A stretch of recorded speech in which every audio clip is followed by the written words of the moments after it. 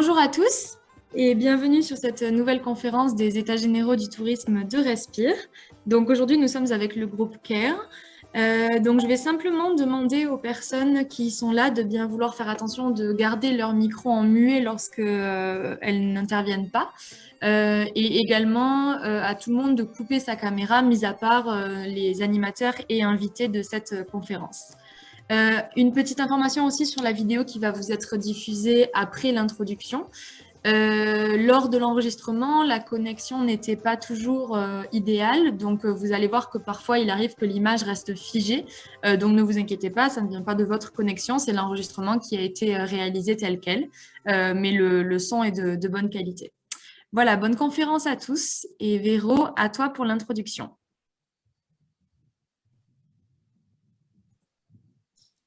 Alors, bonjour.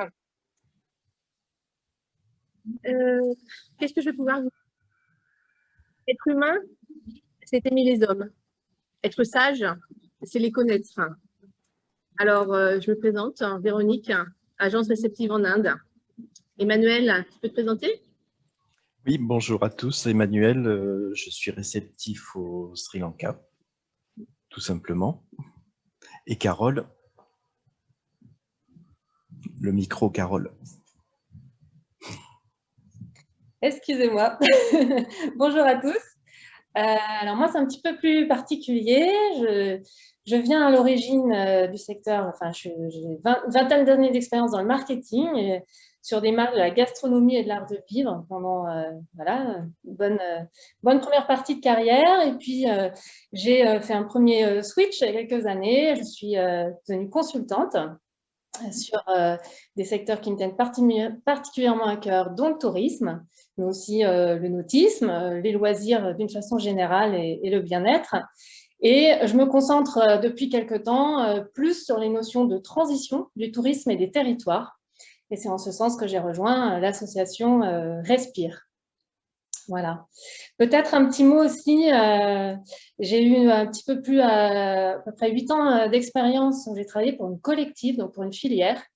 Et notamment, c'est peut-être intéressant par rapport au sujet qu'on traite aujourd'hui, avec de nombreuses parties prenantes, que ce soit collaborateurs, partenaires, fournisseurs, aussi élus des territoires. Et ce que je me suis rendu compte, c'est qu'il y avait vraiment besoin pour entraîner tout le monde de communiquer sur une mission commune et puis au-delà de cela, de mettre en place une démarche et des actions pour réellement avancer collectivement pour la mission de l'entreprise ou de l'organisation pour laquelle je travaillais. Et je pense que c'est vraiment au cœur des problématiques, n'est-ce pas Véronique, que nous allons traiter aujourd'hui, avec en commençant par l'interview de notre invité que je te laisserai présenter, et n'hésitez surtout pas à derrière témoigner de vos expériences personnelles, d'échanges, de collaboration et d'innovation collective. Alors, notre invité nous rejoindra un petit peu plus tard lors de cette session, mais il sera là, ne vous inquiétez pas, pour les questions. En tout cas, l'humain, c'est un sujet très vaste, très complexe, qui va de l'expérience voyageur aux relations avec les fournisseurs.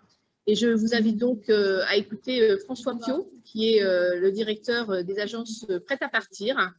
Il va être tout seul, mais il va vous donner sa vision et elle peut peut-être ébranler certains d'entre vous. En tout cas, on vous demande de rester jusqu'à la fin et n'hésitez surtout pas à avoir de nombreuses questions.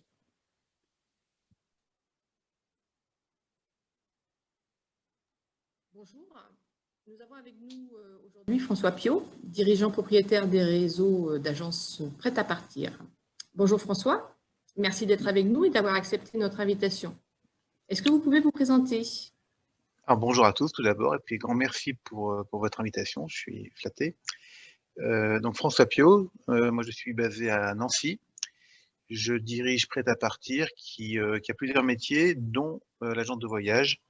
Et Prêt à partir, c'est un réseau d'à peu près 95 boutiques, un peu partout en France, mais plutôt implanté dans le Grand Quart Nord-Est, avec un réseau plutôt loisir. Alors, permettez-moi de dire que pour vous, l'humain, n'est pas à définir, François. C'est quand même dans votre ADN. Il suffit de vous lire, de vous suivre, notamment sur LinkedIn, par exemple, où on peut lire « J'adore les projets, le long terme, l'aventure humaine avec une relation profonde, transparente, dans la confiance ». On peut quand même dire que ça, c'est de l'humain. Plus proche de nous, vous avez écrit dernièrement sur LinkedIn, justement, je crois qu'il s'agit du 3 février.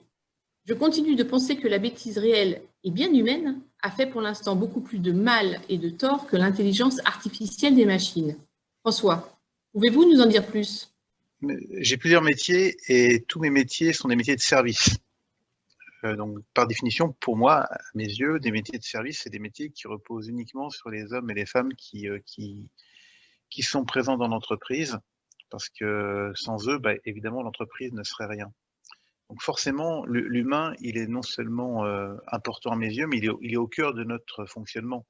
On ne peut pas imaginer l'entreprise sans l'humain. C'est peut-être envisageable dans l'industrie, mais dans nos métiers du tourisme, c'est évidemment essentiel. L'humain est notre premier capital. C'est celui qui est le plus affecté en ce moment, d'ailleurs.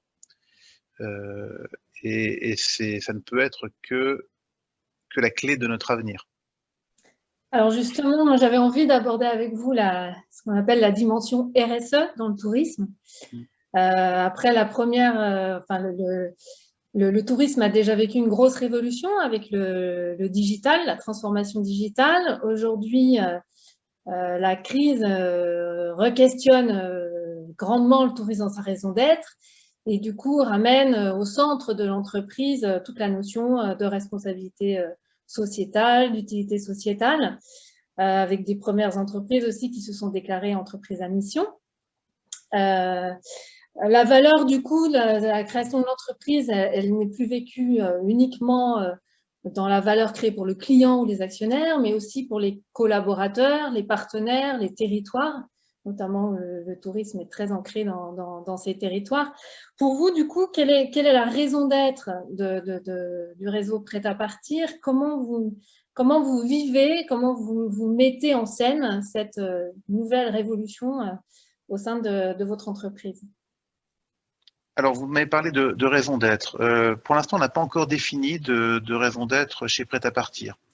En revanche, c'est un sujet sur lequel on discute en interne, puisque chaque matin, en ce moment, je m'adresse à mes équipes et j'ai fait plusieurs messages, plusieurs textes sur la raison d'être, sur ce que c'était, sur le cadre légal, puisque c'est quelque chose de normé. Donc, la raison d'être, la société à mission. Et c'est clairement un sujet chez nous qui est déjà de définir cette raison d'être. Donc pour l'instant, on est en train de travailler dessus et probablement qu'on va imaginer notre raison d'être dans les semaines qui viennent, sachant que l'idée est aussi d'avoir une raison d'être par métier, puisqu'on a plusieurs métiers chez nous. Sur la RSE, c'est vrai que personnellement, moi je suis, vous l'avez dit, très attaché à l'humain. Je suis aussi attaché à l'écologie, puisque ça fait une dizaine d'années, un peu plus de 12 ans maintenant, que nous produisons de l'électricité propre, renouvelable. Et on a comme objectif de compenser 100% du CO2 qu'on émet dans nos autocars, parce que le transport par autocar est notre autre métier historique à côté de l'agence de voyage.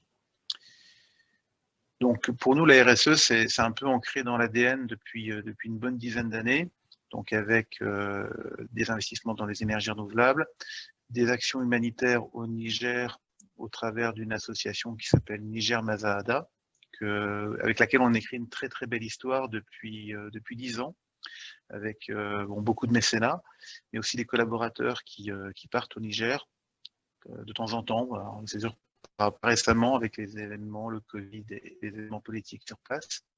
Mais on a envoyé un petit groupe de voyage prêts à partir au Niger. Et tout ça, ça permet d'écrire une histoire, de construire des valeurs au fur et à mesure avec les équipes.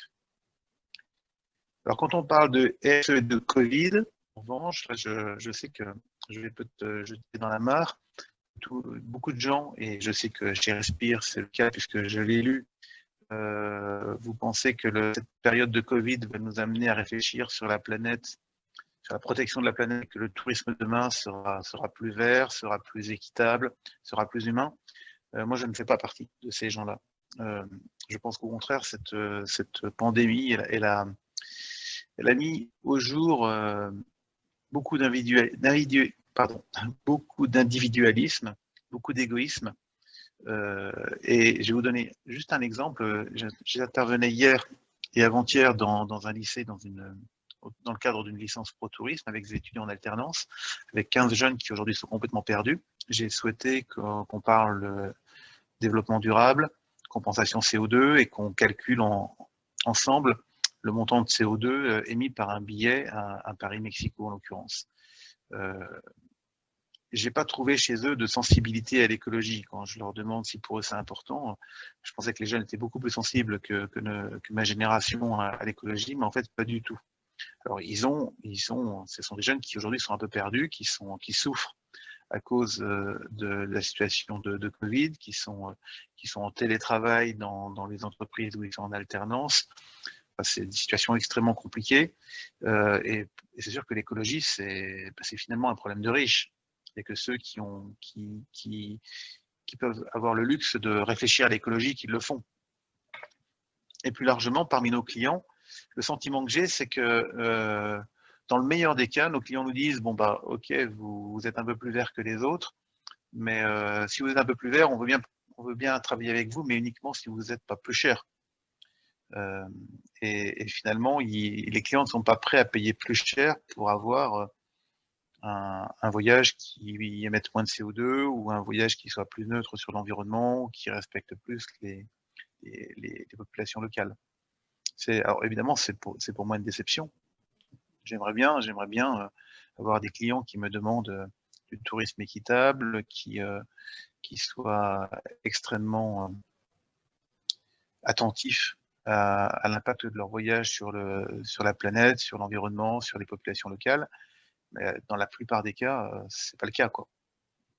J'ai un exemple qui m'a fait un pincement au cœur. Cette année, nos collaborateurs ont mis des jours de congé à l'association Niger Mazada. Concrètement, ils ont abandonné des jours de congé, et pour chaque jour de congé abandonné, on a versé 100 € à l'association, ce qui a permis de construire une école, puisqu'on a 95 collaborateurs qui ont abandonné 215 jours de congés payés.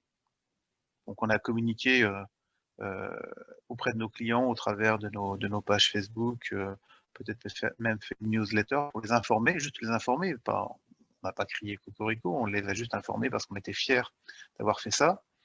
Et on en a un, alors vous allez dire, oui, c'est un parmi 100 000 peut-être, mais un qui nous répond, plutôt que d'aller construire des écoles Niger, on préférait que vous nous rendiez nos sous.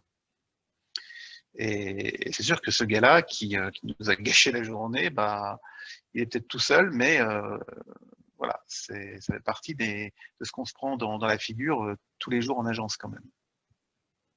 Merci François. Revenons maintenant à notre problématique humaine de CARE, et plus spécifiquement sur les relations entre professionnels du tourisme. Et suite à un interview de nombreux professionnels, beaucoup d'interrogations en sont ressorties. Les voici en quelques questions. Avec l'Internet, les smartphones, la 4G, il est devenu plus facile pour le candidat voyageur de s'inspirer des bons plans ou de recommandations d'autres voyageurs. Il est plus facile de se faire conseiller par des professionnels qui ont voyagé dans la destination. On parle ici de l'émergence des coachs voyage. Et il est plus facile de se renseigner sur les destinations auprès des prestataires sur place, les agences locales, les guides. Pensez-vous qu'il y aura de plus en plus de ventes en direct? Il y a beaucoup de questions dans ce que vous me dites. La première réponse qui me vient à l'esprit par rapport au coach voyage, etc., c'est qu'il va y avoir une première barrière qui est que toute personne qui vend des voyages, mais aussi toute personne qui concourt à l'organisation d'un voyage doit être immatriculée à Atout France. Et il n'est pas nécessaire de vendre des voyages pour avoir l'obligation d'être immatriculé à Atout France, donc, et d'avoir une garantie financière. Vous savez combien il est difficile aujourd'hui d'obtenir une garantie financière, puisque la PST, pour l'instant, n'en délivre plus. parce qu'elle est sous tutelle de l'État, et parce que les concurrents de la PST, que sont Atradius et Groupama, pour l'instant ont décidé de ne plus en délivrer non plus. Donc, et aujourd'hui, ça c'est assez dramatique. Il y a des dizaines et des dizaines de jeunes entrepreneurs, jeunes au sens société, qui attendent que la situation se débloque pour pouvoir accéder à la profession. Donc, c'est le premier sujet. Deuxième sujet, sur la désintermédiation et le fait que nos voyageurs passent directement auprès de réceptifs ou auprès de coachs locaux pour préparer leur voyage.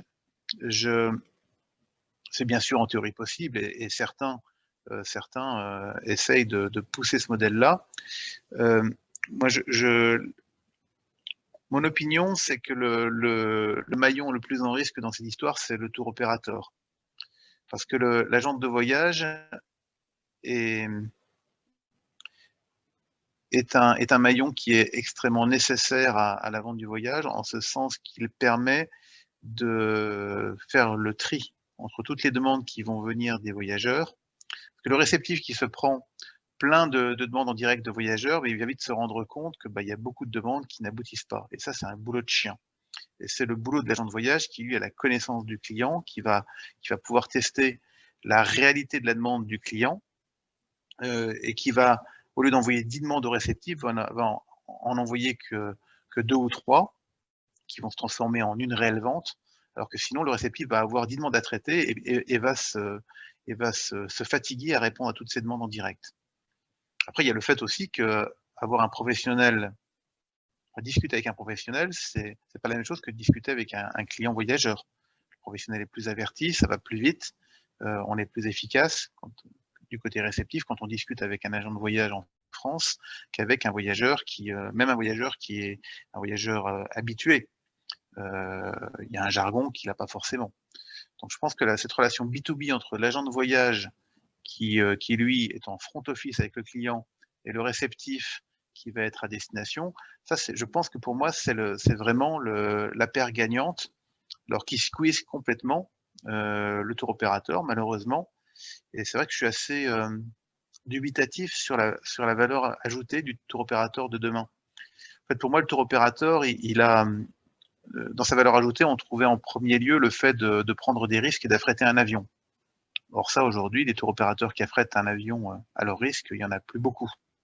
Tout le monde prend du vol régulier et encore plus pour les voyages long courriers. Ensuite, la valeur ajoutée d'un TO, c'était la connaissance des produits et le fait qu'ils étaient capables de concevoir un produit, le bon produit pour le bon client. Sauf que chez les tour opérateurs, avec l'année qu'on vient de vivre, il n'y a plus beaucoup de compétences, il y a beaucoup de gens qui sont partis, et les réceptifs sont beaucoup plus compétents qu'eux, finalement, pour identifier le bon circuit pour le bon client. Donc, évidemment, alors je ne suis pas en train d'enterrer les TO, je suis juste inquiet sur leur devenir. Et je pense que, en effet, le bon circuit gagnant, celui qui va se développer demain, c'est le circuit voyageur, agent de voyage en France, réceptif à destination. Ça, à mon avis, c'est ce qui permettra d'être le plus efficace et donc d'avoir à la fois le meilleur produit et la meilleure répartition de la valeur ajoutée, meilleure répartition de la marge. Il y a un autre sujet qui, par rapport au tour opérateur, et qui est que déjà avant le Covid, on sent depuis quelques années quand même une tension montante entre les distributeurs et les producteurs, avec un affrontement Europe du Nord, Europe du Sud, avec deux modèles complètement différents, où en Europe du Nord, c'est le tour opérateur qui a le pognon, donc qui a le pouvoir, et en Europe du Sud, c'est le distributeur qui a l'argent, donc le pouvoir. Et on a vu depuis un an, surtout après l'ordonnance qui a été extrêmement mal vécue par les tour opérateurs et qui a protégé en effet que les distributeurs, les tour opérateurs ont tenté d'accélérer les conditions de paiement, enfin de réduire les délais de paiement des distributeurs. Bon, ça marchera pas, ça fait 20 ans qu'ils essayent et ça marchera toujours pas. Donc tout ça, ça laisse des traces et ça laisse l'un en face de l'autre des distributeurs et des producteurs qui aujourd'hui doivent aussi forcément se remettre autour de la table pour reconstruire une industrie, tout simplement, pour retravailler ensemble, parce que là, aujourd'hui, tous les contrats ont volé en l'éclat. On a reçu de la part de certains producteurs des résiliations de contrats. les croisiéristes, par exemple, vont résilier tous leurs contrats. Je ne suis pas persuadé, moi, en tant que chef d'entreprise, que ce soit le bon calendrier pour dire à mes clients, je résilie tous mes contrats et on se remet autour de la table pour tout renégocier. Au contraire, aujourd'hui, on a tous besoin de clients. Je pense on a peut-être autre chose à faire que de se mettre autour de la table et puis de renégocier des contrats qui sont toujours un peu fastidieux dans les détails, quoi. Donc ça, c'est cet affrontement Théo-distributeur, il va, je pense, faire le jeu des réceptifs, d'autant plus que c'est extrêmement rassurant pour le client. Quand on lui dit, écoutez, monsieur le client, on discute directement avec le réceptif à destination qui va vous recevoir. Dire, si Véronique en Inde, elle vous reçoit mal, on va l'appeler tout de suite et puis tout va s'arranger. Hein. Voilà, on est en ligne directe avec Dieu. C'est merveilleux. Ça, pour le client, c'est extrêmement rassurant. Et ça, c'est le dernier point, c'est cette confiance qu'a le client. C'est assez rigolo parce que donc l'ordonnance a gelé les acomptes que les clients nous ont versés avant le début du confinement. Donc ça fait maintenant 1 an qu'on a leur argent. Et globalement, ils ont confiance et ils sont pas super inquiets. Alors, on a remboursé de temps en temps des clients, soit des clients qui râlaient beaucoup parce que franchement, ils devenaient insupportables, et puis surtout des clients qui étaient dans le besoin, des clients qui avaient des problèmes de santé, des problèmes financiers, perte de revenus, perte d'emploi. Là, on a remboursé, on ne s'est pas posé de questions. Mais aujourd'hui, nos clients, globalement, nous ont laissé leurs sous et je trouve ça assez incroyable. Hein. Et je ne sais pas comment ça se passe quand ils ont laissé leur argent à un site internet où ils n'ont jamais vu personne. L'avantage qu'on a, pour une fois, c'est un avantage d'avoir un réseau de proximité, c'est que le client, il sait que si on ne le rembourse pas, il a l'agence en bas de chez lui et il peut aller engueuler Isabelle ou Stéphanie pour dire, bon, maintenant, je veux mon argent, quoi. Il y a des vraies personnes en face de lui et ça, finalement, c'est hyper rassurant. En cherchant à la fois à rester compétitif et à maximiser les marges, les tours opérateurs et agences de voyage ne poussent-elles pas leurs partenaires locaux à travailler en tant qu'agence ou prestataire local et de ce fait à travailler en direct avec le voyageur? Pour moi, ce qui sera le juge de paix, c'est est-ce que le tour opérateur a encore une valeur ajoutée ou pas entre le réceptif et l'agent de voyage.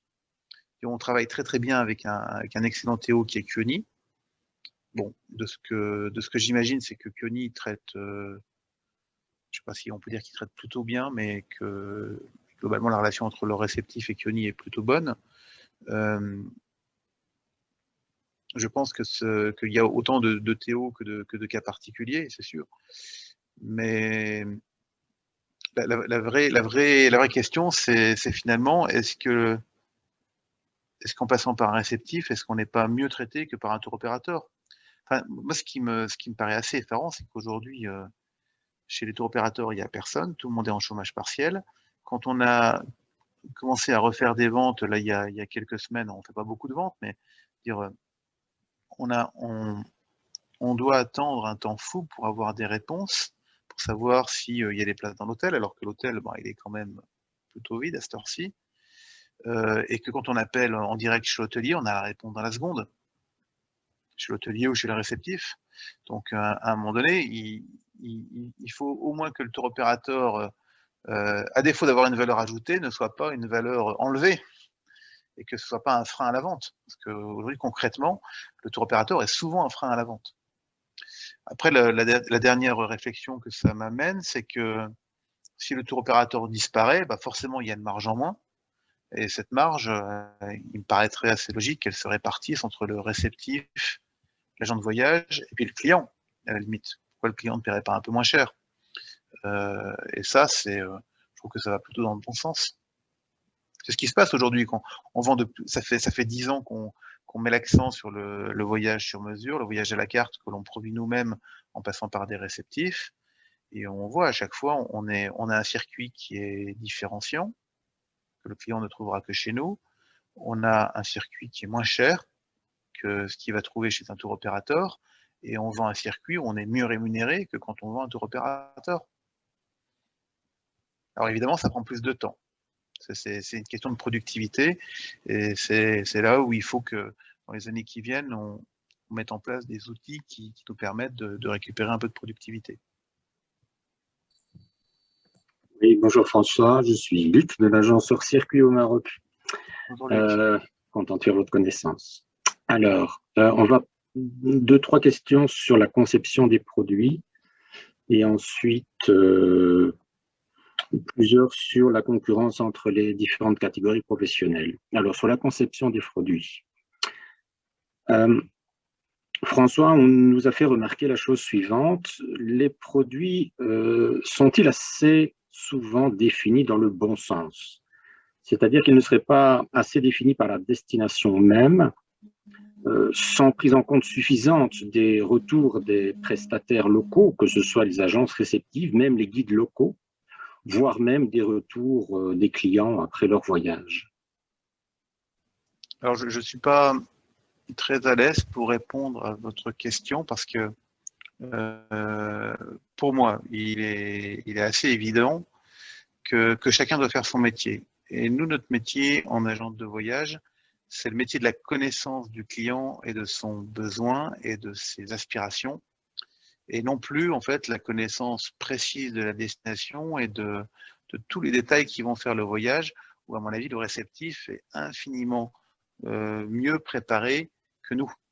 Donc je pense que je vous ferai sûrement une réponse qui ne correspond pas à la réalité de ce que vous me dites, puisque à mon avis, il faut que nous, en tant qu'agence de voyage, on se cantonne à la satisfaction du besoin client et qu'on se repose entièrement sur vous les réceptifs, en vous faisant entièrement confiance sur la qualité des prestations que vous nous proposez. Enfin, qualité au sens large, hein, ça peut être le sens du circuit, c'est ce qu'il y a à voir, les hôtels, etc. Mais nous, notre responsabilité, c'est de vous dire qui est notre client, de vous dire quelles sont ses attentes, quelles sont ses habitudes de voyage, parce qu'il n'y a pas de bon ou de mauvais circuit, hein, et c'est pas seulement au niveau du prix, c'est même au niveau des habitudes de voyage. Il y a des clients qui ne sont pas allés dans un palace, et puis d'autres clients qui, en revanche, veulent absolument pas faire un voyage de routard. Voilà, il y en a pour tous les goûts, et clairement, notre rôle à nous, c'est de vous définir notre client. Et votre rôle à vous, c'est de trouver le bon voyage pour ce client. Donc, pour moi, il n'y a pas d'ambiguïté, quoi. Mais ça a l'air d'être contraire à ce que vous, réceptifs, ressentez. Alors, on peut embrayer justement sur la connaissance du client dont vous venez de parler. Et un membre de Respire nous dit, mais est-ce que justement l'enjeu n'est pas la connaissance et la prise en compte des aspirations du client? Et est-ce que le sur-mesure n'est pas forcément la formule du voyage de demain? Comment vous l'appréhendez dans Prêt-à-partir? Alors là aussi, hein, dans les prospectives pour le tourisme de demain, tout le monde est en train d'enterrer le tourisme de masse. Alors je pense qu'il faut être prudent avec cette affirmation. Chez Prêt-à-partir, même si ce n'est pas forcément mon aspiration première, mais 80% de nos clients sont des gens qui vont acheter 1 ou 2 semaines autour de la Méditerranée pour aller se reposer, bronzer et barboter dans la mer. Je me souviens quand je suis arrivé dans l'entreprise, on avait encore notre catalogue interne de produits car et avions. La première chose que j'ai faite, c'est que j'ai demandé aux équipes de production d'imaginer un circuit église romane en Bourgogne et un circuit cathédrale gothique dans le nord de la France, la Champagne et la région parisienne. Ça a été un flop total, je crois qu'on n'a même pas fait une inscription. Et c'est là que j'ai compris que les aspirations de mes clients n'étaient pas forcément les miennes. Et le risque de vouloir mettre du voyage sur mesure partout, c'est d'imaginer que les clients vont acheter le voyage dont nous, on a envie. Donc il faut quand même qu'on s'adapte et qu'on sache répondre aux demandes du client. Et pour l'instant, ça va évoluer, enfin je le souhaite, mais le client ne demande pas un voyage écologique, il ne demande pas un voyage privatif. La plupart du temps, il demande un voyage pas trop cher, dans un hôtel club où il va pouvoir faire la fête, boire un coup, se retrouver gentiment en famille. Et ce qui n'est pas mon rêve à moi, mais voilà, qui correspond à l'aspiration de la plupart des clients. Ceci étant dit, ça ne veut pas dire qu'il n'y a pas une vraie tendance au développement du voyage sur mesure et que je pense que l'agence de demain, elle doit absolument monter en compétence sur le voyage sur mesure. Nos équipes doivent apprendre à travailler différemment. L'époque d'il y a 20 ans où les clients faisaient la queue dans l'agence pour venir avec le catalogue Marmara ou Luxair entre les mains en disant « je veux ça ». Faites-moi juste un devis et une facture, cette époque, elle est terminée. C'est évidemment beaucoup plus compliqué. Il faut qu'on soit capable d'avoir l'esprit beaucoup plus ouvert, de prendre plus de responsabilités, parce qu'il y a une peur aussi de nos vendeurs de produire des voyages. Quand on est producteur et qu'on s'adresse à un client, on a plus de responsabilités que quand on est revendeur d'un voyage de tour opérateur. Ça, c'est un premier sujet. Le deuxième sujet, c'est aussi quand on fait un voyage sur mesure, on est comme dans du groupe, on est amené à calculer un prix, à recenser des achats, à calculer une marge. Et ça paraît peut-être un peu bête, mais c'est pas si évident que ça, notre population. Quand je vais reprendre mon exemple d'intervention en licence, je commence mon intervention par un calcul de marge. Bon, c'est toujours une grande aventure. Hein. Et calculer un prix. Aujourd'hui, on a un vrai confort en agence de voyage et que le prix, il est fixé par le tour opérateur, donc on ne peut pas se tromper. On est commissionné sur un prix qui est forfaitaire. Donc la marge d'erreur, elle est faible. Dès qu'on commence à faire de la construction, de la production, du groupe, on voit que les marges, elles sont beaucoup plus volatiles. On a parfois même des marges négatives. En plus de tous les impondérables, des risques sur l'aérien, quand la compagnie annule son vol et qu'on se retrouve à payer des prestations terrestres que le client ne peut pas consommer, là, évidemment, on prend des risques et il faut que la marge qu'on dégage permette de couvrir ces risques.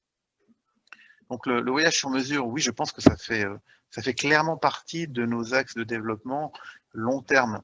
Il y a le voyage sur mesure et la croisière. Il n'y en a pas trois. C'est ces deux axes-là sur lesquels je pense il faut vraiment qu'on investisse, nous, en tant que distributeurs, dans le réseau de proximité.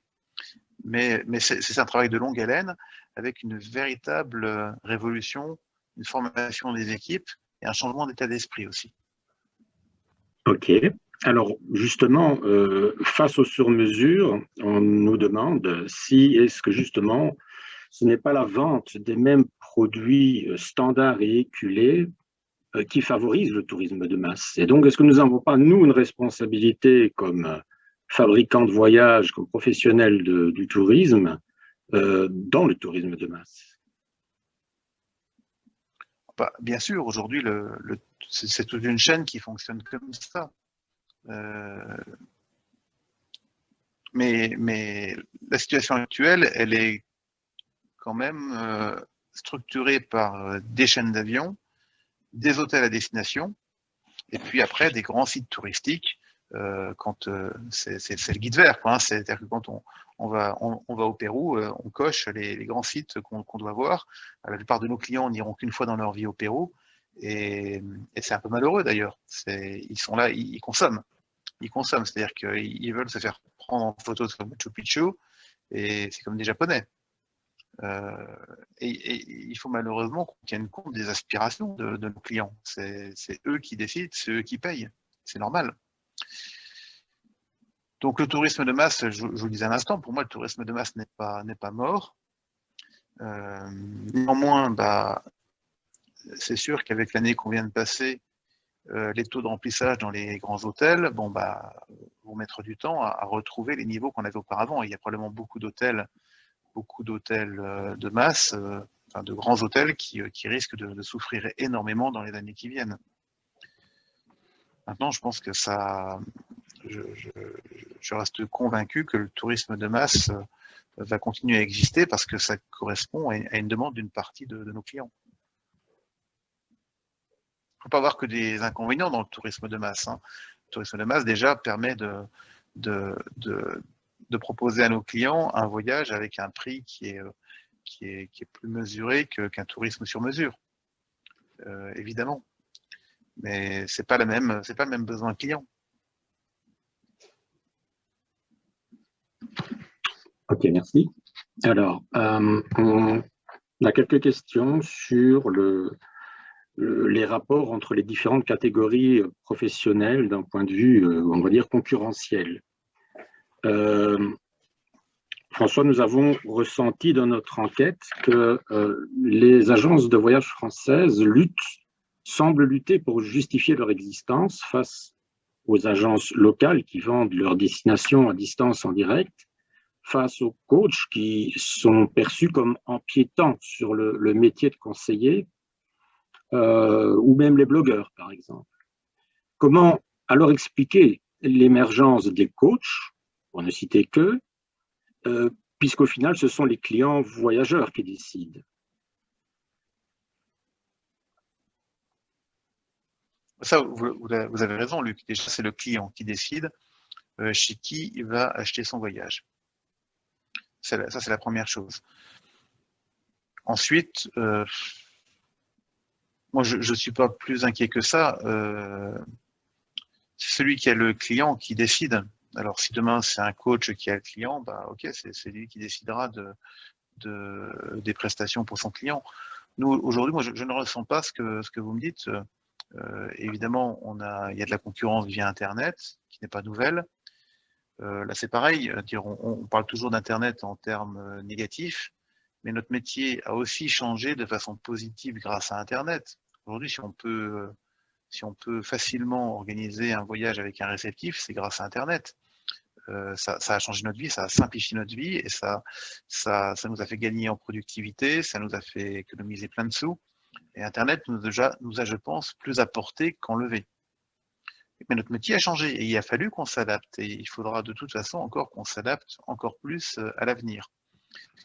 L'émergence de ces nouveaux métiers, moi je me souviens d'une part de César Alberti qui était président du SNAV à l'époque, on devait être en 2004, qui disait que de toute façon Internet et le voyage, ça ne marchera jamais. On était en 2004. Ça avait déjà commencé, et c'était une époque où au SNAV, les agences online étaient interdites.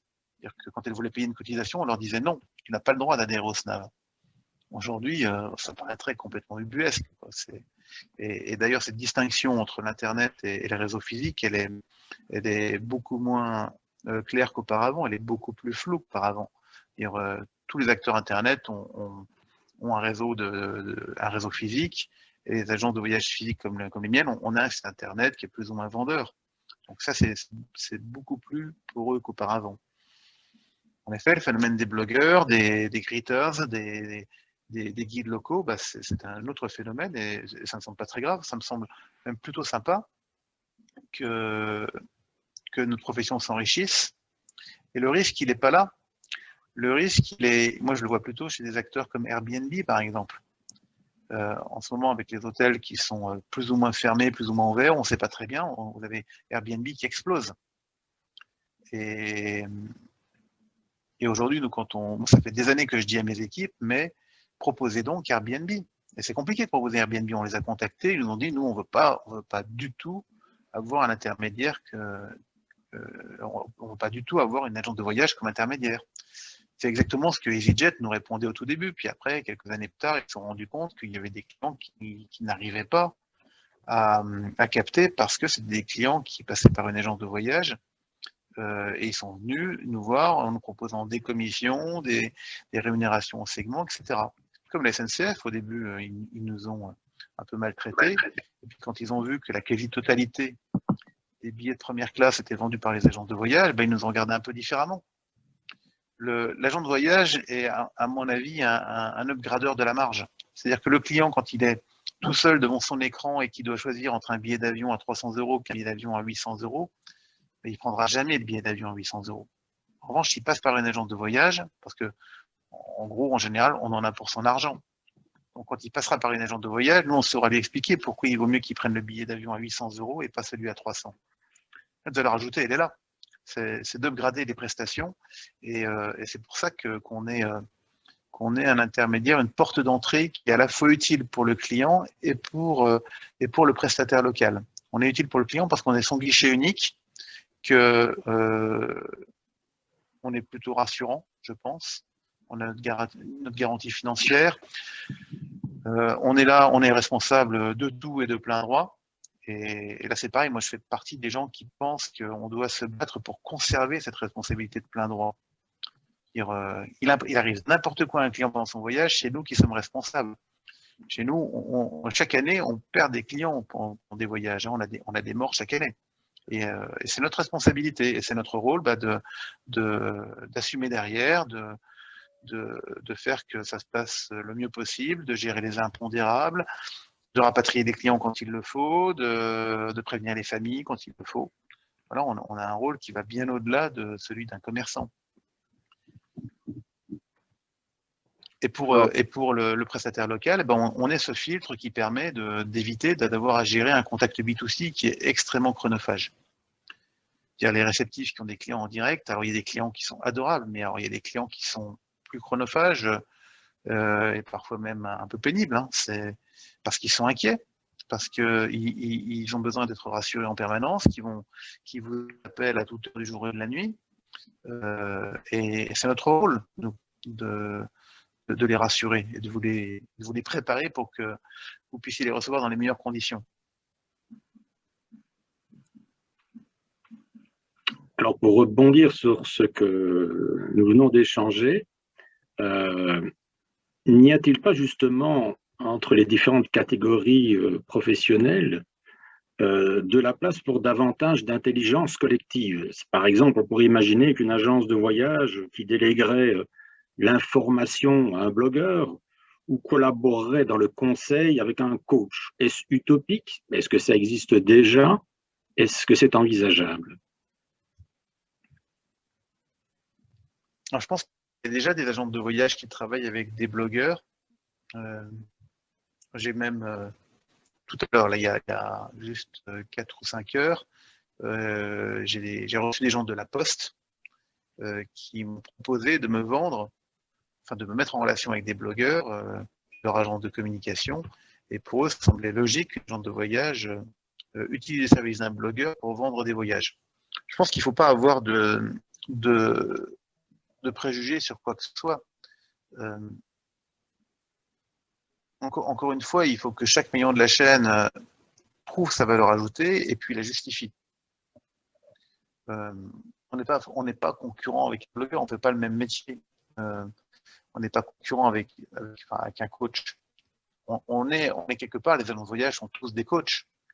Donc il y a pas, je pense qu'il ne faut pas opposer le coach à l'agent de voyage. On fait partie de la même famille. Et ce que je dis à mes équipes, c'est que notre métier n'est pas de vendre du voyage. Notre métier, c'est de la conciergerie. On vend du temps. Tout ce que fait un agent de voyage aujourd'hui, il peut être fait par un client. Alors évidemment, un client va mettre beaucoup plus de temps que nous parce que il n'a pas l'habitude et il va aller dans le détail et puis il va errer sur Internet pour arriver au même résultat que nous. Mais je respecte parfaitement les voyageurs qui, eux, ne veulent pas passer par une agence de voyage et préfèrent passer une dizaine, une vingtaine, une trentaine de soirées à préparer leur voyage aux petits oignons. Ou pas, assez régulièrement, il y a des détails, mais ça, c'est pas grave. C'est aussi des impondérables des voyages. Mais nous, on vend du temps. On va aller plus vite qu'eux. Et je pars du principe que notre temps vaut moins cher que le leur. Donc, on s'adresse, nous, en tant qu'agents de voyage, on s'adresse aux clients qui veulent économiser leur temps et qui nous sous-traitent ce travail d'organisation que eux-mêmes pourraient faire avec moins d'expertise, avec plus de difficultés, mais qui pourraient faire aussi. En effet, vous avez des voyageurs qui contactent directement des réceptifs, mais ça prend du temps, ça prend du temps réceptif. Merci François, je pense qu'on pourrait en parler des heures.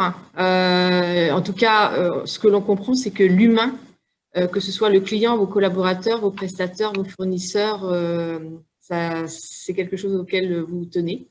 Et je vais donc laisser maintenant les réponses aux questions que suscite toute cette conversation.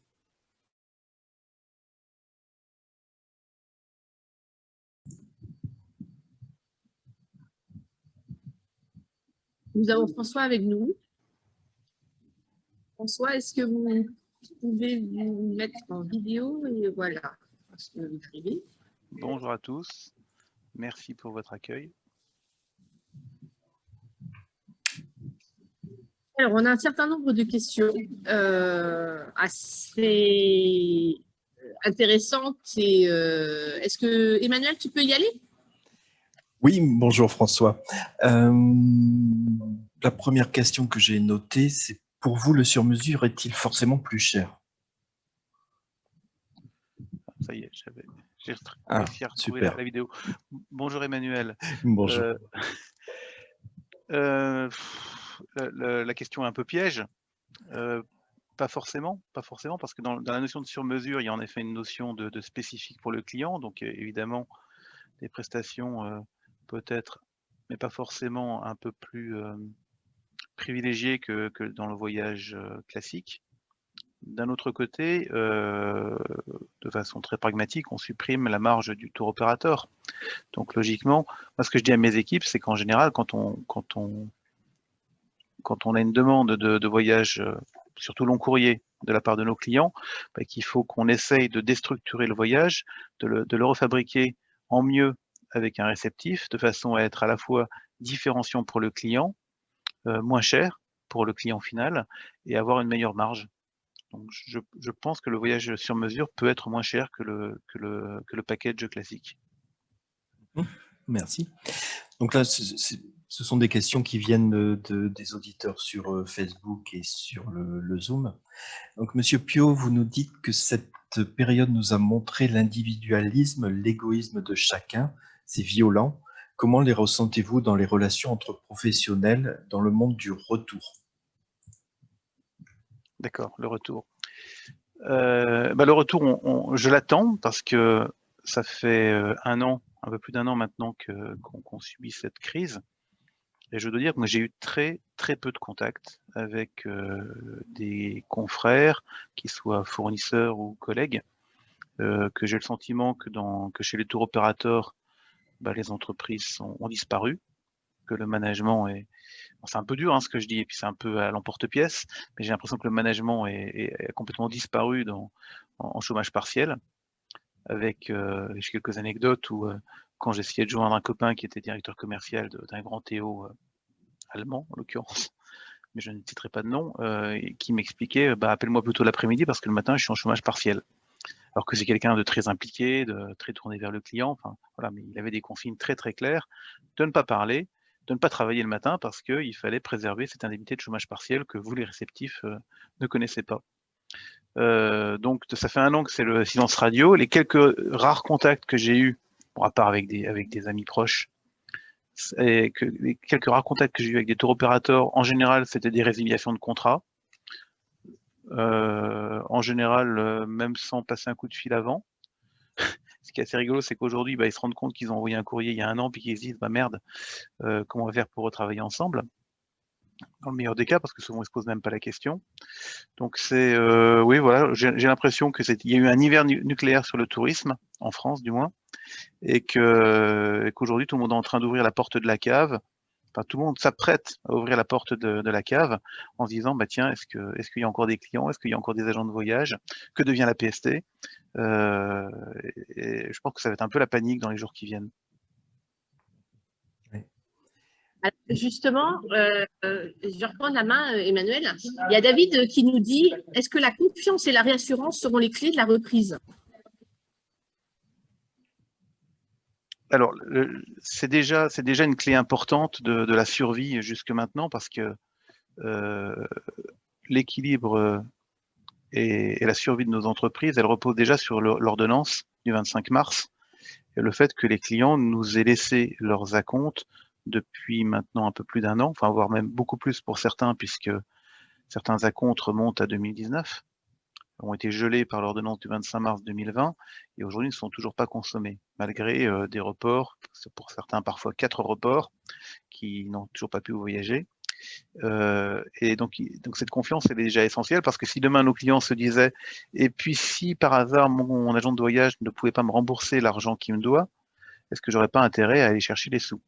Et globalement, on a finalement très peu de demandes de remboursement par rapport, enfin en statistique, hein, évidemment, en nombre, ça fait toujours pas mal de demandes. Enfin, il y en a quasiment tous les jours, mais la plupart du temps, on leur dit non. quand même. On a fait très très peu de demandes de remboursement par rapport en statistique. Hein.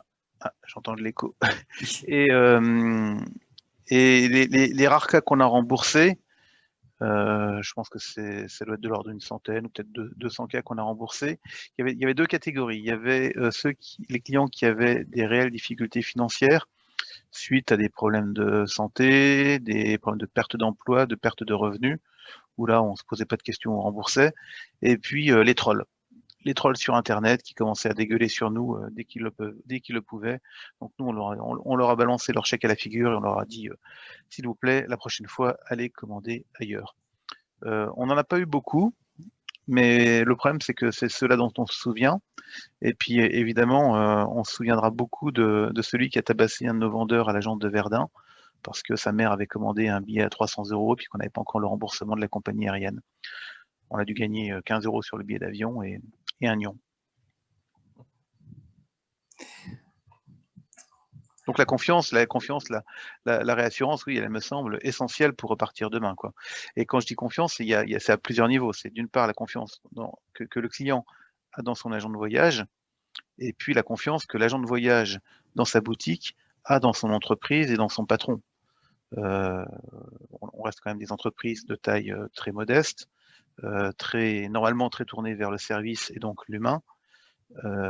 Et je pense qu'il y a beaucoup de nos vendeurs. Nous, on a perdu beaucoup de vendeurs pendant cette année, beaucoup de gens qui ont quitté l'entreprise, malgré tout ce qu'on a pu mettre en place pour les soutenir et les rassurer. Et je pense qu'il y a des entreprises où, quand on va rouvrir le volet de l'agence, on va découvrir des choses horribles, hein, sur le plan moral. J'ai une réflexion de Christophe qui nous dit « Avant de parler des vendeurs, n'est-il pas mieux de parler des acheteurs et de ce qu'ils souhaitent ?» Et une autre réflexion, avant de parler vendeurs, n'est-il pas important de bien appréhender les besoins, les attentes des acheteurs, donc des voyageurs, et que cela passe tout de même par une meilleure expertise et compétence des agents de voyage? Oui, il a raison, Christophe, de dire ça. Je pense que l'agent de voyage de demain, il sera meilleur que celui du passé. Mais j'ai envie de dire que c'est pas propre au Covid. Et moi, je me souviens quand j'ai commencé il y a 22 ans dans le métier, quand notre catalogue sortait, les clients faisaient la queue devant l'agence pour venir acheter ça comme des petits pains. Aujourd'hui, toute vente est difficile, quoi. Il faut se battre sur chaque dossier et convaincre chaque client de partir pendant le Covid, mais aussi un peu avant et encore plus après. Donc c'est sûr que l'expertise du vendeur j'ai envie de dire que globalement, pour les gens de chez nous, mais je pense que c'est un peu la norme, on a toujours été de meilleurs techniciens que vendeurs.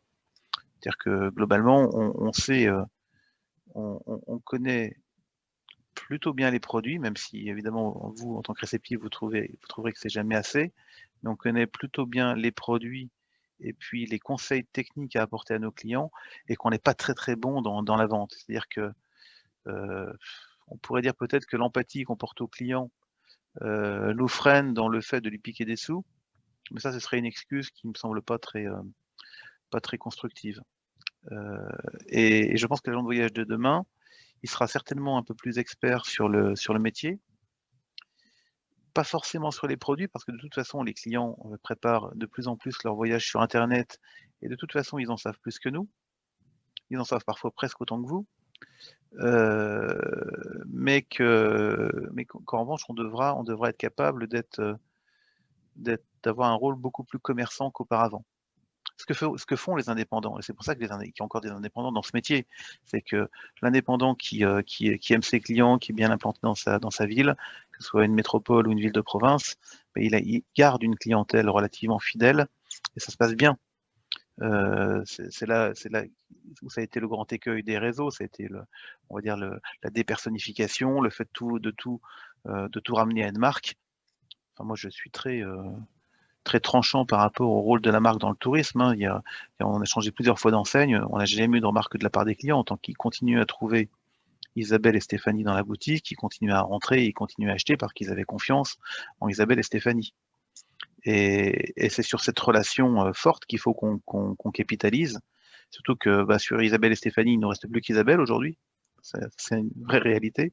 On a perdu 30% de nos effectifs.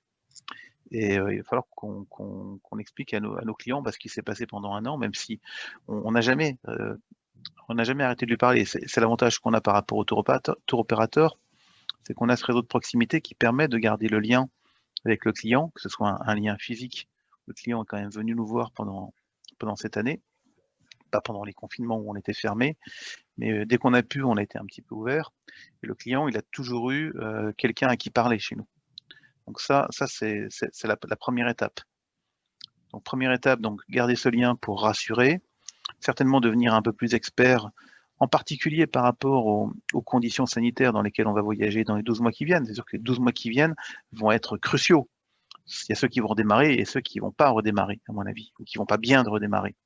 Et puis sur le long terme, de transformer l'agent de voyage en un concierge multiservice et beaucoup plus commerçant. Ça, je pense que c'est essentiel, enfin, c'est le pari qu'on comprend. Et ce concierge, il faudra qu'il arrive à intégrer dans la relation avec son client tous les bienfaits des nouvelles technologies. Nos clients ne veulent pas, les nôtres aujourd'hui ne veulent pas acheter sur Internet. En revanche, ils veulent qu'on soit moderne et qu'on soit capable, qu'on soit joignable évidemment par mail, mais aussi peut-être par Messenger, peut-être par Skype. Voilà, parce qu'on a goûté à plein de nouveaux trucs pendant cette année. Et le client s'attend à ce que ces nouvelles technologies soient au cœur du moyen de la relation qu'on a avec lui. J'ai une question de David qui demande comment se passent aujourd'hui vos relations avec les compagnies aériennes. Est-ce le silence radio comme avec les tours opérateurs? Oh, c'est encore pire. Autant j'ai eu quelques Théo qui, de temps en temps, on a pris des nouvelles avec nos principaux partenaires quand même. Mais les compagnies aériennes, non, j'ai eu zéro. Là, pour le coup, j'ai eu zéro contact avec quelques compagnies aériennes que ce soit. Je n'ai pas eu nos téléphones. Hein. Bon, d'un autre côté, ils ont jamais été très présents. Hein, mais là, pour le coup, non. La SNCF, oui, une fois. Mais compagnie aérienne, non, rien du tout. Et une question d'Éric qui nous demande, est-ce que vous pensez que vendre des produits standards tour opérateur, genre une semaine en all-in, en agence, a encore un avenir versus via réceptif ou plus ou moins sur mesure? La grosse valeur ajoutée de l'agence, c'est qu'aujourd'hui, on vend un peu de tout et qu'on a quasiment un produit pour chaque besoin du client. Et c'est la résultante de cette palette de produits extrêmement large qui fait qu'on arrive à couvrir nos charges. Sinon, chaque tour opérateur aurait, comme par le passé, son réseau de distribution qui ne vendrait que ses produits. Mais on l'a vu, enfin, je pense que l'analyse que fait par exemple un réseau comme TUI, qui avait le réseau Nouvelles Frontières qui était extrêmement efficace dans la vente de produits à Nouvelles Frontières et qui a perdu de la vitesse parce que globalement ça coûtait moins cher à TUI de distribuer ses produits dans tout le réseau, dans 5000 agences de voyage, plutôt que de les réserver à ces 250 ou 400 boutiques Nouvelles Frontières en France. Donc je pense que la magie de l'agent de voyage et du guichet unique de l'agent de voyage peut tenir parce que justement on est capable de vendre entre guillemets d'un ticket de métro jusqu'à un tour du monde. Alors évidemment, on va gagner mieux notre vie sur un tour du monde. Mais là, on touche un autre aspect d'une révolution qu'on va avoir à vivre dans les agences. C'est que concrètement, on a très peu de vendeurs qui savent calculer un prix. Et quand je dis ça, je ne parle même pas des subtilités particulièrement amusantes liées à la TVA, mais quand on leur demande, en fonction d'un achat donné, déjà de ne pas oublier d'achat, d'achat de prestations, et ensuite de calculer une marge à partir de ces achats, on peut être assez amusé du nombre de résultats différents qu'on obtient. Il y a un résultat en général par vendeur. Parce qu'aujourd'hui, quand on vend un forfait tour opérateur, le prix il est imposé par le tour opérateur. Quand on vend un billet d'avion, il y a le prix de la compagnie sur lequel on rajoute nos quelques euros de frais d'intervention, mais c'est pas le vendeur qui décide du prix du billet. Et ça, demain, ça va être un sujet. dont on n'entend pas beaucoup parler. J'interviens quelques jours par an dans une licence pro dans les Ardennes. Et à chaque fois, on fait un petit peu déjà de calcul mental et puis de calcul de taux de marge. Et je me rends compte que même au niveau de la licence, bah, c'est loin, loin, loin d'être acquis. Et ça, les gens qui font du groupe, aujourd'hui, ils savent normalement calculer un prix. Mais ceux qui sont au comptoir, qui font de l'individuel, ne savent pas. Et non seulement ils savent pas, mais ils ont peur d'apprendre. Parce qu'aujourd'hui, finalement, on a un taux de marge, une profondeur de marge qui est relativement homogène en fonction des produits. Entre un vol sec sur lequel on va gagner en comptant tout, hein, dire les remises de fin d'année des compagnies, enfin, qui ne représentent pas grand-chose, les frais d'intervention, les marges sur les assurances, etc. On va être globalement, allez, si tout va bien, à 7-8%. Et puis sur un forfait tour opérateur, on va être, l'appareil en comptant tout, les taxes d'aéroport, etc., on va être à 11, 12, 13%. Donc on n'est pas du simple au double, quand même, on va dire entre 7 et 13.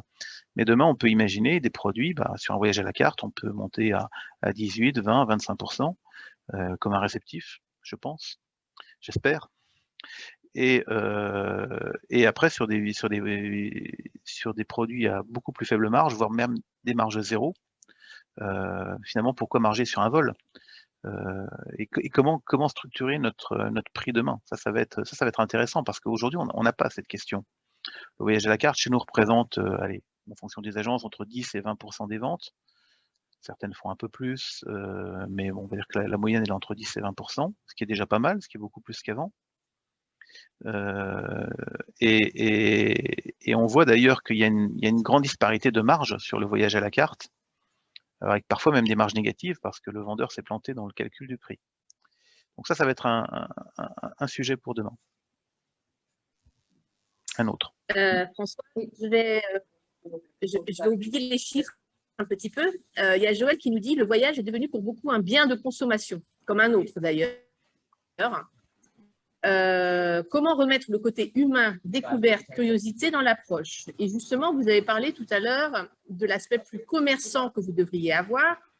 Est-ce que le tourisme durable de demain ne serait pas un tourisme plus humain, justement?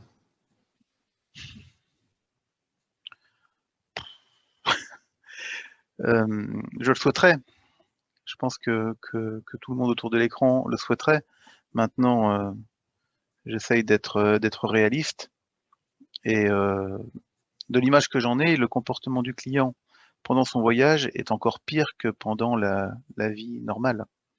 C'est-à-dire qu'en général, il va faire beaucoup moins attention à la façon qu'il a de consommer, aux déchets qu'il va émettre, aux relations qu'il peut avoir avec les populations locales. C'est sûr que moi je souhaiterais, comme tout le monde, que le voyage soit plus écologique et plus équitable et plus à l'image des anciens voyages qui étaient plutôt des explorations, la rencontre de l'autre, la rencontre de l'altérité. Mais aujourd'hui, il faut être concrètement, la plupart de nos clients souhaitent partir 2 semaines pour se faire bronzer en Méditerranée.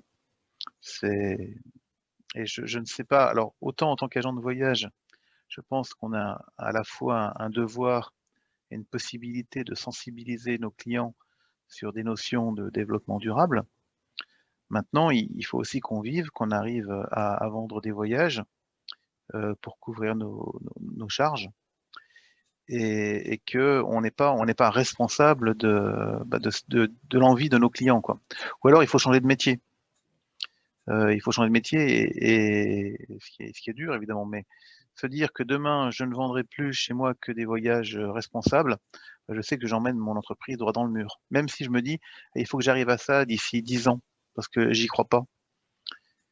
Il y a eu des initiatives qui étaient très louables, hein. Il y avait Ostropoli qui avait sorti un catalogue de produits France très tourné vers le développement durable. Il y avait le village de Souston, de Fram. Il y a eu pas mal d'initiatives. Tout le monde s'y a un peu essayé, mais globalement, ça a fait flop partout, quoi. Ça a fait flop. À ce sujet, François, j'ai une remarque de Joël qui dit est-ce qu'on ne va pas l'obtenir? Il y a plus de douceur et de pédagogie, en fait, d'amener finalement le rôle de l'agence de voyage. Est-ce que ce n'est pas aussi de sensibiliser le voyageur Donc, ça revient à l'échange que vous venez d'avoir. Et puis, peut-être une question plus générale sur l'enjeu de la formation des agents de voyage. Alors, on a parlé des tarifs tout à l'heure, mais aussi les produits, d'être plus peut-être en phase avec le terrain. J'ai eu une autre remarque qui disait le modèle à succès, en effet, réceptif agent de voyage client fonctionne bien, mais est-ce qu'on peut avoir plus de transparence vis-à-vis des réceptifs? Au même titre qu'on cite une compagnie aérienne, on pourrait citer un réceptif. Qu'est-ce que vous inspire toutes ces réflexions? Merci Véronique, beaucoup de questions dans votre phrase. Je reviens au premier sujet qui était le fait d'infléchir ou d'influencer le comportement des clients par la sensibilisation et l'information. Alors, évidemment, on peut pas nier que ce soit nécessaire à faire évoluer les habitudes. Maintenant, moi, je suis plutôt un partisan de la coercition et de la taxe. Je vais vous donner un exemple dans un autre de mes métiers, qui est celui du transport, où quand vous achetez un litre de carburant à la pompe, vous avez le coût du pétrole, de son raffinage et de sa distribution, c'est à peu près 30% du prix du litre. Tout le reste, c'est des taxes, donc de la TVA et de la TICPE. Moi, je serais partisan de dire, plutôt que d'avoir un litre de gasoil à 1,40 € comme aujourd'hui, mettons-le à 3 € avec les taxes qu'on récupère. Évidemment, donc la hausse viendrait des taxes et non pas du profit des pétroliers. Avec les taxes qu'on récupère, finançons la transition énergétique, quelles que soient les mesures qu'on prendra derrière. L'important, c'est qu'on prenne des bonnes mesures. Et le gros avantage de ça, c'est que c'est ceux qui polluent qui payent. Alors vous allez me dire après, mais tout le monde n'a pas les moyens d'acheter un litre de gasoil à 3 €. Peut-être, et il faut avoir aussi une autre réflexion sur les tarifs sociaux, comme il y a pour l'électricité déjà. Mais justement, pour parler de l'électricité, aujourd'hui, l'électricité, même pour les riches, elle est quasiment gratuite en France. Vous regardez dans tous les autres pays autour de nous, elle est entre le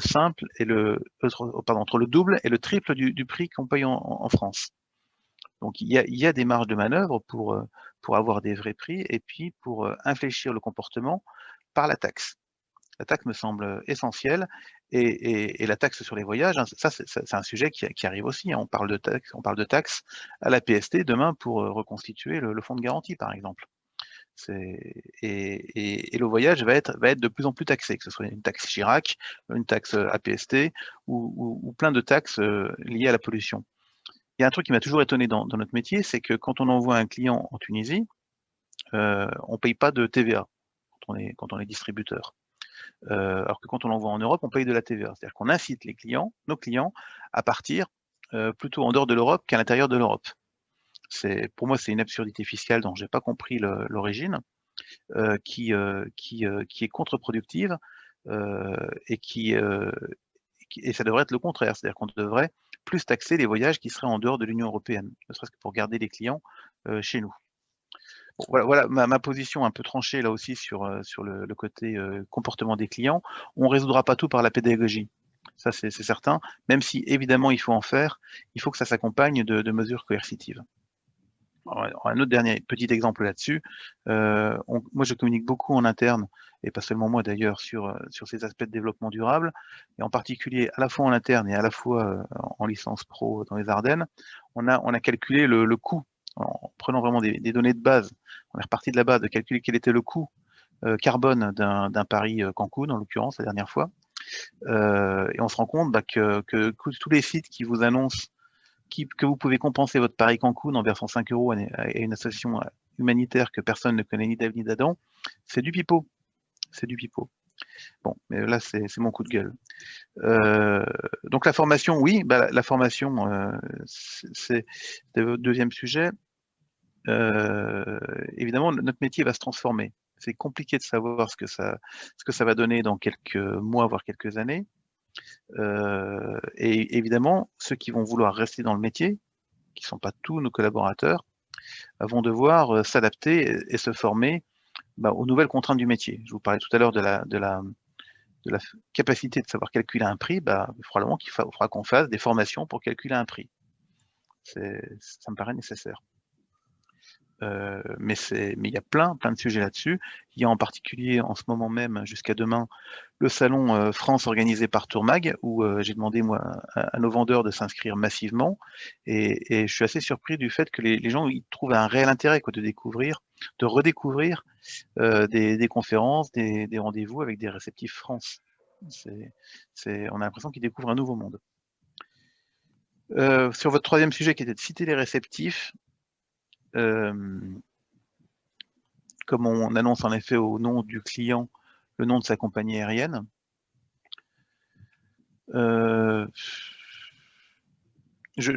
sais pas quelle importance ça peut avoir, à la fois pour le client et puis pour les réceptifs d'ailleurs, parce que un client qui va partir en Tanzanie et qui connaîtra le nom de son réceptif, je doute qu'il retourne une deuxième fois en Tanzanie. Alors évidemment, s'il fait un merveilleux voyage, il peut prescrire son réceptif à des amis à lui.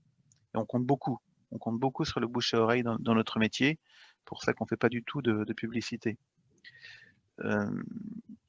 Je pense, est-ce que cette question, est-ce que c'est une envie d'exister des réceptifs, mais ce que je peux tout à fait comprendre, d'avoir une reconnaissance de la part du client, de dire que voilà, c'est certes le voyage est vendu par prêt-à-partir, mais le réceptif, celui qui a construit le voyage et qui le rend merveilleux, c'est plutôt le réceptif. Donc je comprends cette aspiration que les réceptifs pourraient avoir. Maintenant, je pense que le client, encore une fois, il n'a pas une grande mémoire. On le voit d'ailleurs, à chaque fois qu'il se passe quelque chose dans le monde, quand il y a eu les attentats à Istanbul, ils sont incapables de mettre Istanbul sur une carte, pour la plupart, heureusement pas tous. Si demain on leur donne le nom de leur réceptif, de toute façon ils s'en souviendront pas.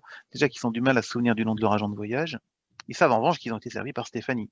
Ça c'est sûr, Stéphanie, à tel endroit dans la ville, ça oui. Mais quand ils la recroisent, ils lui disent bonjour, ils la reconnaissent.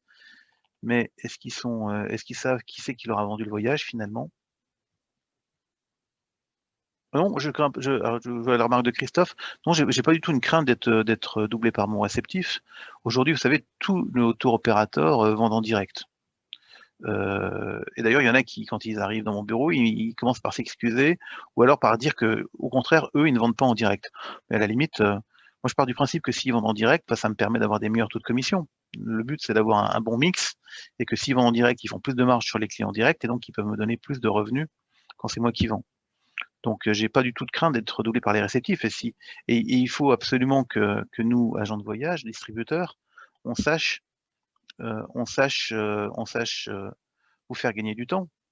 Ma conviction, c'est ce que je disais tout à l'heure dans l'interview, c'est que, en gros, sur 10 clients qui rentrent dans l'agence de voyage, il y en a, alors on va dire, il y en a 5 qui commandent. Sur 10 clients qui arrivent sur votre site internet ou qui vous contactent, bah, il y en a 10 qui vont vous demander des devis et des devis et des devis, il y en a qu'un qui commandera. Donc ce qu'il faut, c'est qu'on arrive à augmenter votre taux de transformation et que ça vous coûte finalement moins cher de passer par nous, alors qu'on va marger sur vos prestations. Oui, il y a Christelle aussi qui précise qu'elle est réceptif au Maroc et qu'en effet, lorsque le client revient la voir en direct, elle redirige vers l'agent de voyage. C'est aussi ça la relation de confiance. C'est très sympa, merci. Également, Fanny, qui est réceptif France, et qui reçoit donc une clientèle étrangère, donc c'est l'inverse. Alors, elle pose une question intéressante. Donc, elle a de plus en plus de demandes sur la rencontre locale, l'artisanat, la gastronomie locale, le terroir. Et elle se demande si le tourisme plus équitable, dont nous parlions tout à l'heure, et donc plus responsable, ne vient pas des offres en fait qui sont proposées plus que de la demande client. C'est-à-dire, est-ce qu'on n'a pas intérêt à d'abord changer les offres pour ensuite faire évoluer les demandes des clientèles? C'est sûr que c'est une question intéressante. Moi, ce que je remarque quand on discute avec nos clients, c'est qu'ils sont tous prêts à faire un voyage plus équitable et plus vert, mais ils veulent pas que ça coûte plus cher. Et ça, je l'ai, que ce soit sur des clients individuels, sur des clients institutionnels. Je vais vous redonner l'exemple du transport et des appels d'offres publics auxquels on répond. Ils sont tous prêts, en effet, à ce que qu'on prenne des véhicules qui soient moins émetteurs de CO2, plus respectueux de la nature, etc. Mais en revanche, il ne faut pas que ça coûte plus cher. Donc, alors, à partir de ce moment-là, bah, il n'y a plus qu'un seul moyen, c'est ce que je vous disais tout à l'heure, c'est que si par définition, le vert va coûter un peu plus cher que le gris, donc il faut taxer le gris pour que à la fin, le gris soit plus cher que le vert. Est-ce que vous trouvez normal qu'une ramette de papier recyclé vaille plus cher qu'une ramette de papier normale? Moi, ça me choque. Même si ça coûte moins cher de produire une ramette de papier normal, papier neuf, dans ce cas, il devrait y avoir une taxe spécifique qui fasse que le papier neuf soit plus cher que le papier recyclé. À supposer, parce qu'il faut là aussi poser le problème, que le papier recyclé soit meilleur pour la planète que le papier neuf, ce dont je suis pas complètement convaincu, mais voilà, il n'y a pas de question, il n'y a pas de réponse évidente à toutes ces questions. Donc, la vraie question, c'est que quand on parle de tourisme plus équitable ou plus vert, est-ce qu'on dit, est-ce qu'on modifie le produit, ou est-ce qu'au contraire, on demande au client de réparer l'impact de son produit? C'est-à-dire, en gros, est-ce qu'on lui demande, plutôt que de prendre l'avion, maintenant tu vas prendre le train ou le vélo, et tu vas aller, tu vas passer ta semaine en camping ou dans un lodge équitable, ou au contraire, continue d'aller prendre l'avion pour aller à l'autre bout du monde, sachant que là c'est pareil, on est dans notre profession particulièrement attaquée, mais si demain tous les avions du monde s'arrêtaient du jour au lendemain, les émissions de CO2 baisseraient de 2%. L'objectif, c'est moins 50% d'ici 2050. Donc, le transport aérien est un sujet comme tous les autres, mais c'est loin d'être le premier. Et avant ça, il y a de très très loin le transport sur route, la construction, l'agriculture. Voilà. Est-ce que le CO2 émis par l'avion est vraiment un problème finalement?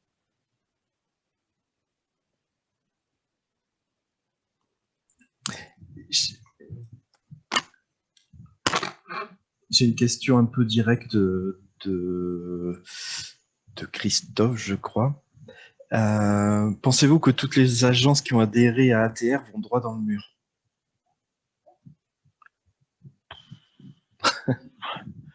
Je vais essayer d'être politiquement correct. Il y en a beaucoup. Je fais partie. Je vais prendre un exemple. Je fais partie d'un petit groupe de réflexion depuis 1 an. On se réunit tous les mardis, tous les 2 mardis par mois, le soir, en visio. Et il y avait, parmi tous les sujets qui ont été abordés, il y avait un sujet sur l'environnement, la compensation CO2. Il n'y a que des gens très très bien autour de la table, hein, j'en fais partie. Et la réflexion tournait autour de la compensation CO2 et combien coûtait la tonne de carbone. Et l'idée qui avait germé au sein du groupe, à laquelle j'adhérais pas vraiment, c'était de se dire, groupons-nous de façon à acheter la tonne de CO2 moins chère. Donc finalement, on cherche pas à consommer moins, mais on cherche à compenser le moins cher possible. Bon, sauf que bon, tout ça est complètement fictif, quoi. Alors il y a des marchés de quotas de CO2 au niveau industriel entre les grands pollueurs et ceux qui ont des droits entre guillemets à polluer, qui peuvent les monnayer. Mais on n'est pas dans la même sphère. Là, on est sur un agent de voyage qui se dit j'envoie mes clients à l'autre bout du monde, donc j'ai un devoir de compenser, bon, ce qui est déjà plutôt pas mal en termes de réflexion. Il y en a beaucoup qui se posent même pas la question et qui se dit bon, où est-ce que je peux acheter ma tonne de CO2 le moins cher possible? En gros, où est-ce que je peux trouver des pauvres qui replanteront l'arbre pour que ça me coûte le moins cher possible? Enfin, voilà la façon qu'on a de détourner l'esprit de la chose, quoi. Je trouve ça assez effrayant. Sachant que en général, et comme d'habitude, les gens ne savent pas de quoi ils parlent. Et quand on leur parle d'une tonne de CO2, le coût de la tonne de CO2, vous avez tous les prix, entre 5 € et 5 000, mais personne ne sait à quoi ça correspond. Et quand on est sur un aller-retour sur un Paris-Cancun, il y en a qui vont vous dire ça coûte 1 kg, ça coûte 100 kg, ça coûte 1 tonne. Le vrai chiffre, je crois que c'est 1 tonne 8 pour l'aller-retour. Mais bizarrement, personne ne s'est rendu compte que le kilomètre avion, il consomme autant de CO2 par passager que la voiture. À peu près 150 grammes de CO2 par kilomètre, que ce soit en voiture ou en avion, on est sur le même ordre de grandeur, on n'est pas sur un rapport de 1 à 10. C'est souvent en faveur de l'avion. Alors ça ne veut pas dire qu'il faut aller au boulot le matin en avion, hein. Mais la première chose, on en revient en effet à ce que disait je ne sais plus qui, mais cette information, cette sensibilisation, et on voit qu'en effet la connaissance des gens, la connaissance moyenne des gens, elle est faible, et elle est surtout pleine de préjugés. Et le danger pour moi, c'est que les habitants de notre planète pensent qu'on va sauver la planète en éteignant l'électricité, en éteignant la lumière.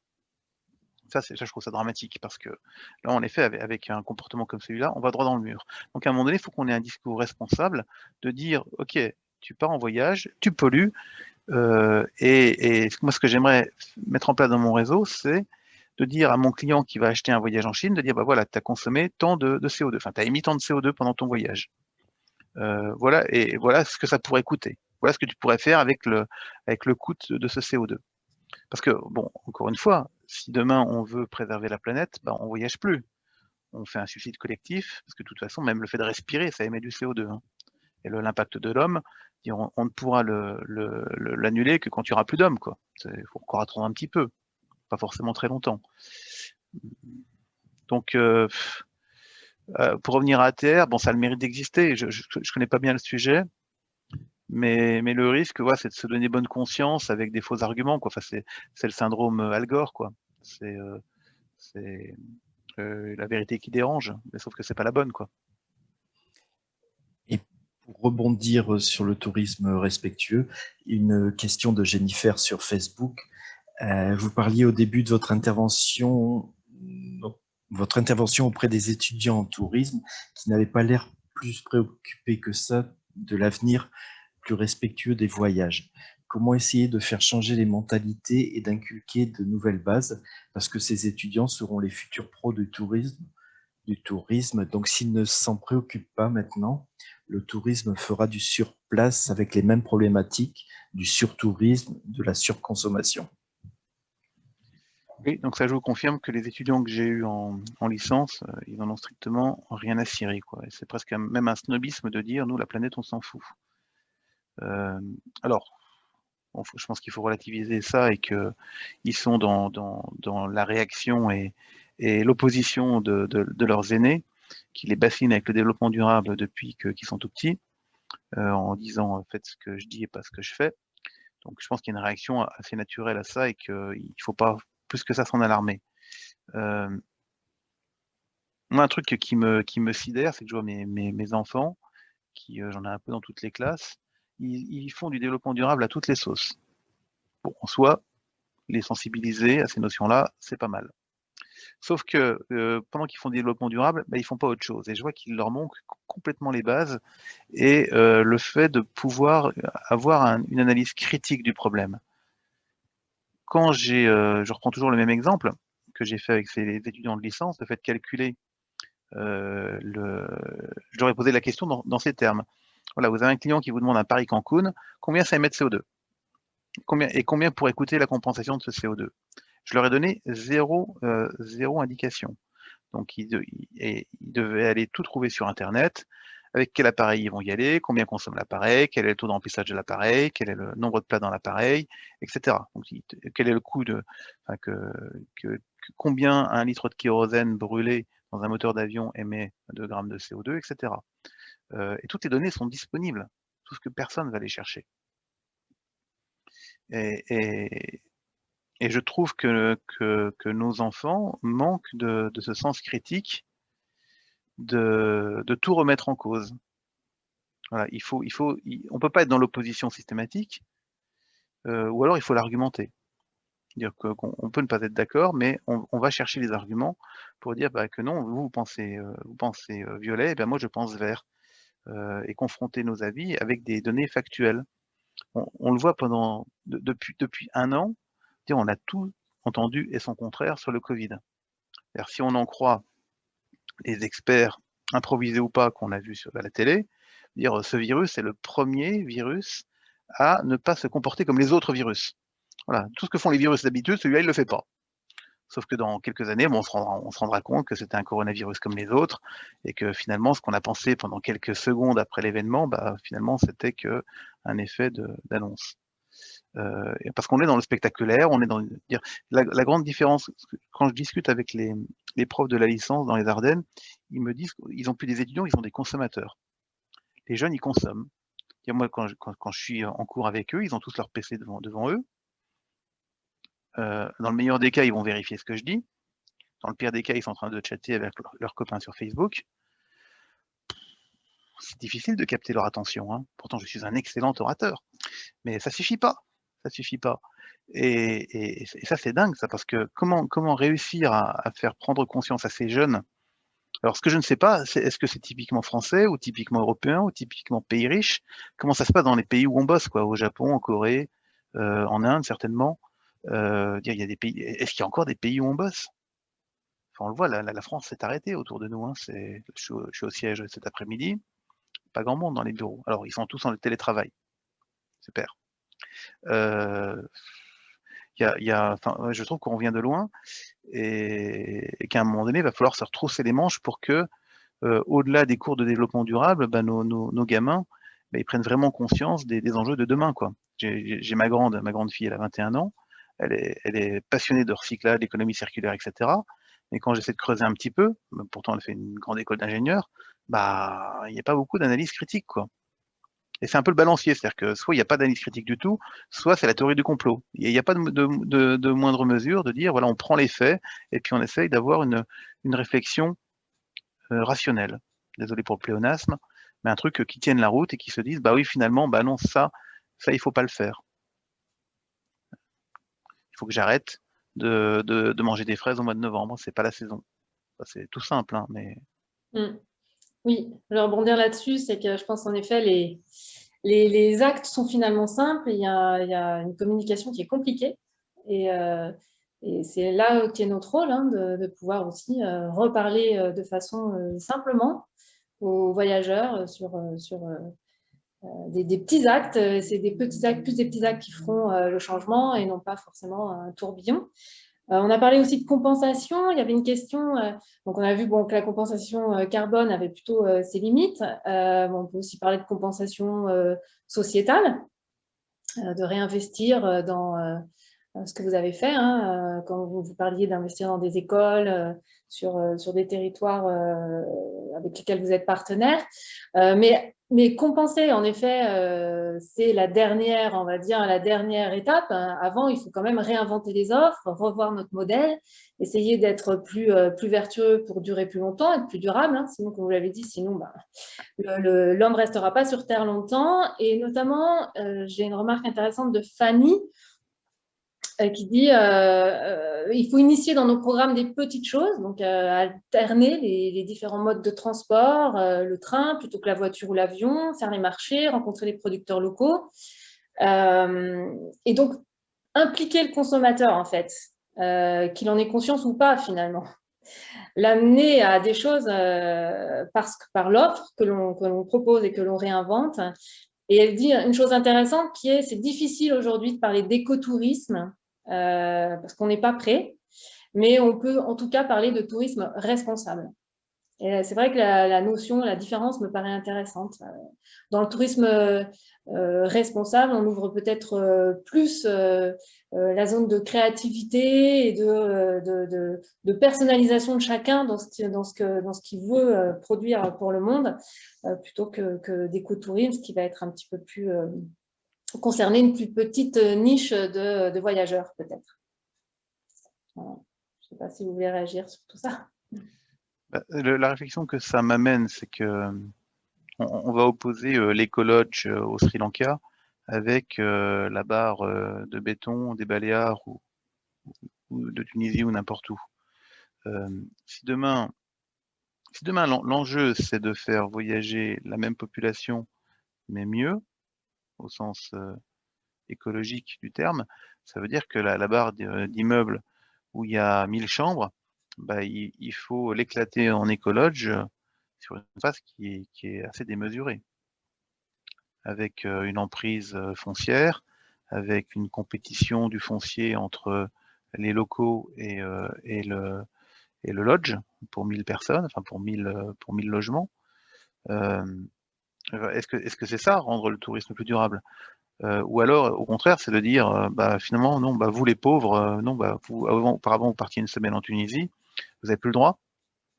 Donc, on prend le contre-pied de ce que disait Marmara, le droit au voyage, bah, le droit de voyager, alors qu'avant c'était un privilège, maintenant c'est devenu un droit pour tout le monde. La question, elle est. Si, c'est aussi la question, Fanny. Si. C'est est-ce qu'on veut être capable de faire voyager tout le monde demain ou pas, ou est-ce qu'au contraire, ça sera à nouveau réservé qu'à une partie de la population?